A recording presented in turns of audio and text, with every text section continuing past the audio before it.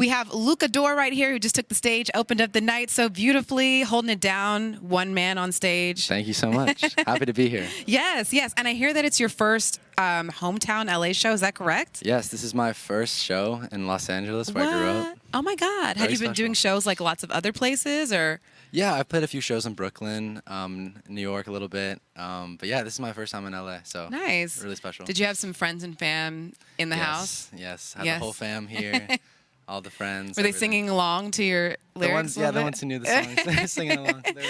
Nice. That's a good feeling though, right? To have your people in the house. Absolutely. Does it feel like, does it lessen your nerves or increase it, or is it about the same, do you think? I think it makes me smile when I see my friends. I love that. It just kind of lightens my heart, you know? That's beautiful, great, yeah.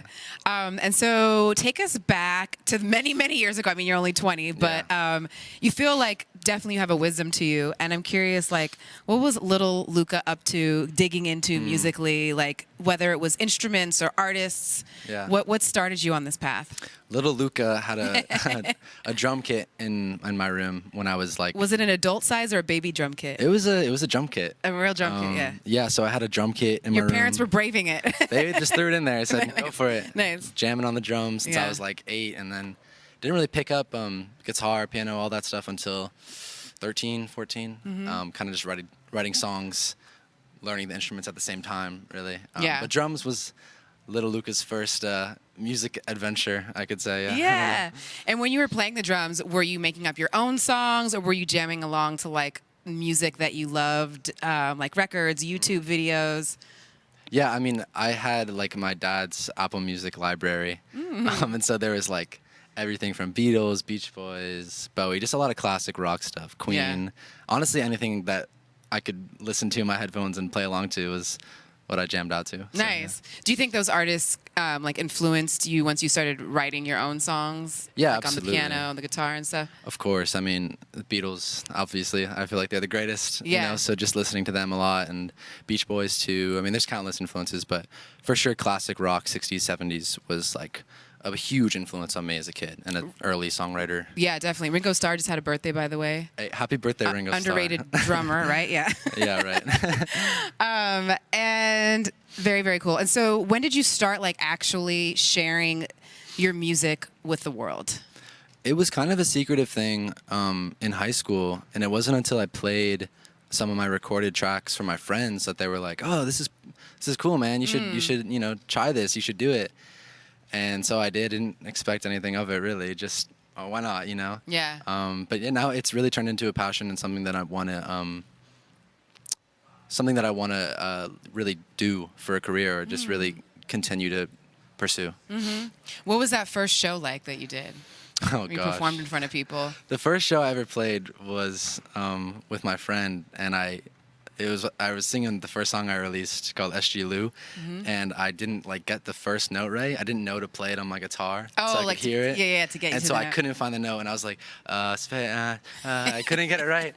And then I had like someone literally like knew the song better than me, was like, it's this note, and then I sang it. But it was all good. It was all fun. Just, you know. Yeah. It's all great. It's all a great experience. Nice. Yeah. And then now, do you have like a dream venue that you'd like to play in? Yeah. Or many? Yeah. Like I where? mean, like Madison Square Garden. I mean, anywhere. Honestly, anywhere in Europe would be cool. There's so many great venues out there, for sure. Yeah. You have a new single that came out in April, right? Thanks Again. Yes. Really digging that one. Thank you. And I like also, I feel like at this point, you've had a few songs that come out and we're kind of like, we don't know what to expect from Lucca. Because the first songs were like more mellow. And then you had Winter's Coming, which was like a little more beachy. A little more poppy. Yeah, and then now we're back to something a little bit more mellow. Subdued, yeah. So is Thanks Again going to be like on a forthcoming project? Or what? Do you have any plans? For now, I think it's just singles. Cool. But, you know, I think it's really important for artists to constantly be switching up their sounds. And I'm never satisfied with one sound. So I think a little shock value is not a bad thing for releasing music, you know? Well, it's this for this single and it could be something else. But yeah, I mean, in terms of a project, absolutely, you know, working towards that eventually. I just think that's one of those things that takes time to mend, and you really have to have a clear vision for. Yeah, no, definitely. Then there's no rush. You should do it when you feel like it's right. Absolutely. And I like when you said having some shock value too, because I feel like there was a little bit of that on stage too, with like the yelling, which was so gratifying. Okay, good. I'm glad you liked it. No, I think it was like, I mean, like it is not even. It's the word, but it's like. It's just like, yeah. Sure, like that was yeah, like, what I said in my head was just like, yeah, absolutely, you know. And it like it added to the song because it's like when you're singing from your emotions, it could be very intimate and mellow. But every now and again, we do have those outbursts in reality that are like, ah. Of course, You know? we're all human and we all have intense emotion, and I don't know if that's represented enough, you know. And so if there's a moment, the moment, if there's a moment to be like, this is what it is, and we're all in a state of crisis right now. If there's a moment to say like, hey, we're in a weird place right now, why not do it on stage, you know? Yeah, totally. Let's get to some of the AMAs because there are some folks. We have a lot of folks in the audience tonight, a lot of new people seeing you and just really digging the vibe. And I had the questions up there. I guess they're going to bring them up for me. There was, there was an AMA question. Okay, we'll get to that in a second. No worries. It got lost on the screen.